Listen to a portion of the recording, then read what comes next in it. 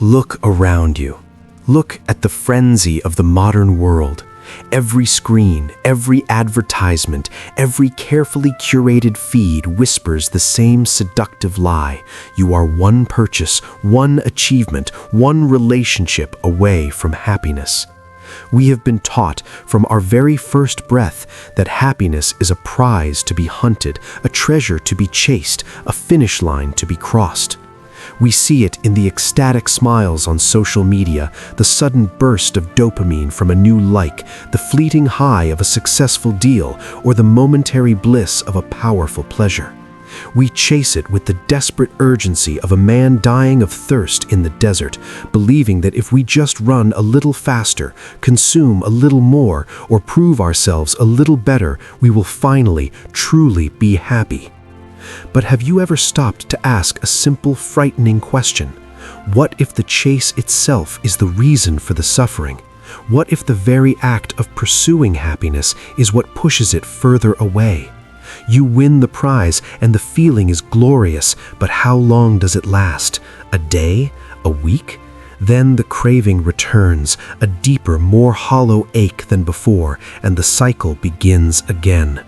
We become emotional slaves, bound to the unpredictable whims of the outside world, prisoners of a joy that is promised but never permanently delivered. This is the ancient trap the Stoics identified thousands of years ago. Philosophers like Marcus Aurelius, the emperor who ruled an empire but found peace only within his own mind. Epictetus, the former slave who learned that true freedom lies in accepting reality. And Seneca, the advisor who understood the poison of endless desire. They saw the happiness we chase, the pleasure, the comfort, the fame, the wealth, not as a noble goal, but as a fickle, deceptive master.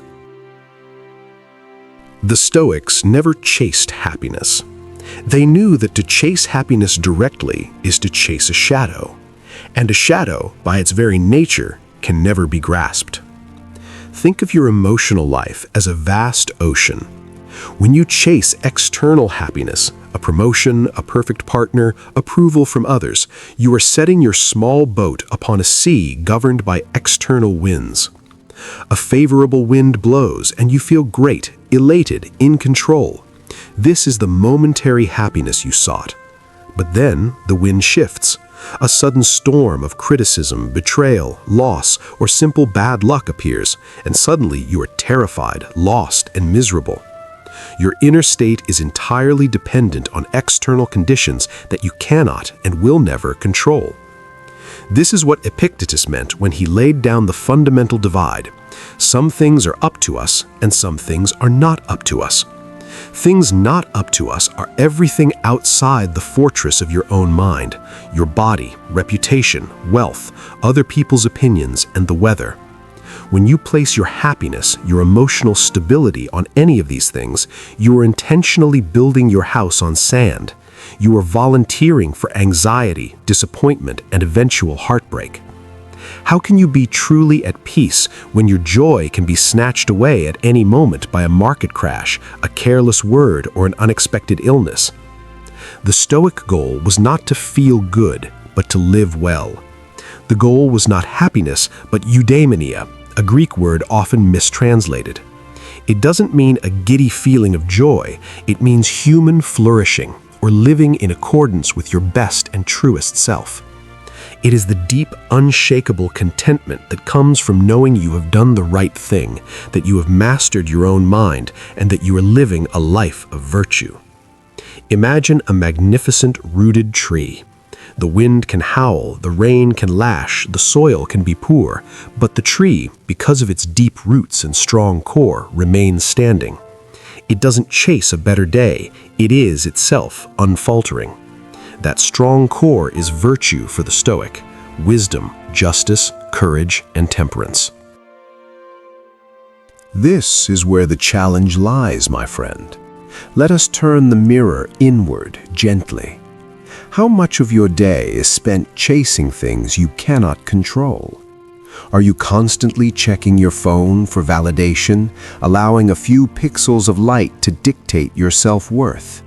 That is emotional slavery. Are you comparing your quiet, messy reality to someone else's perfectly edited highlight reel? That is setting yourself up for endless envy and inadequacy. Are you paralyzed by the fear of future events, a layoff, a failure, a loss, worrying about things that may never happen and certainly are not happening right now? That is suffering twice, once in anticipation and once in reality. Marcus Aurelius wrote in his private journal, "Our life is what our thoughts make it." If you think happiness is found out there, in the next promotion, the next purchase, the next person, then your thoughts will forever be restless, always looking outward, always finding a reason to feel discontented with the present moment. The Stoic path is a radical turning inward. It is a commitment to discipline, the discipline not of a soldier, but of a craftsman mastering his most important tool, his mind. Acceptance is the first step, not a weak resignation, but a powerful recognition of reality. Seneca advised, "He suffers more than necessary who suffers before it is necessary." When tragedy strikes, or simply when life doesn't go your way, the flight is canceled, the opportunity is lost, you are criticized. The Stoic asks, "Can I control this?" If the answer is no, then the struggle must stop immediately. You mourn the loss, yes, because you are human, but you do not pour gasoline on the fire of sorrow with wishful thinking, anger, or blame. You accept the facts of the situation and immediately shift your focus to the one thing you can control, your response. If a challenge arises, the Stoic sees it as a training exercise for the soul, an opportunity to practice courage and temperance. You are not meant to avoid pain. You are meant to rise above it with character. The result of this practice is not a burst of giddiness, but a profound, enduring inner peace. This peace is the byproduct of a well-lived life. It is the quiet contentment that settles over you when you know you are giving your best effort, loving unconditionally, treating people fairly, and accepting the natural, inevitable flow of life's fortunes.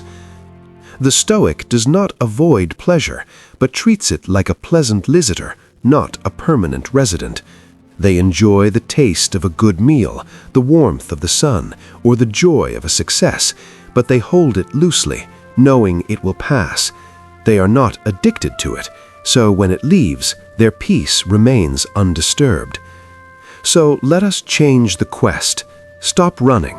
Stop chasing the bright, flickering butterfly of external happiness.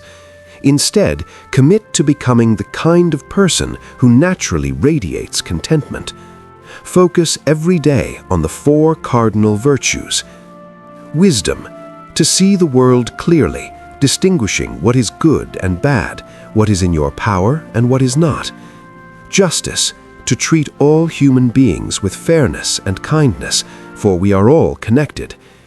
Courage, to face your fears, not just on the battlefield, but in your quiet moments of reflection, and to stand up for what is right, even when it is difficult.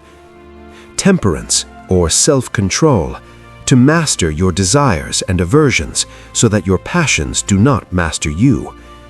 Do this, and you will find that a profound, quiet sense of joy, a deep meaning, begins to settle over your life. This isn't the loud, frantic happiness the world promises. It is something far better. It is the peace of a well-ordered soul.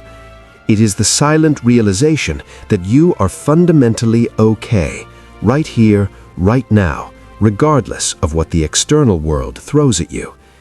This is the freedom of the Stoic, the freedom not to get everything you want, but the freedom not to be bothered by not getting it. The journey is long, but it begins with a single powerful act of reflection. Take a moment now. Breathe in deeply. Look at your life. Where have you given your power away? To a job? To a person? To a fear? Gently, peacefully, take it back. Embrace the wisdom of the Stoics. Stop chasing the shadow of happiness and start building the light of a virtuous, meaningful life. If this philosophy has quieted your mind, if it has offered you a moment of profound clarity, then you are ready to begin the work. Reflect on the difference between living well and simply feeling good. Embrace this timeless wisdom. If you are ready to continue this journey of self-mastery and inner peace, then subscribe to Wisdom of Stoic. Like this video to help this message find others who are silently struggling, and share it with someone you know who is tired of the chase. May your peace be unshakable. May your life be your own.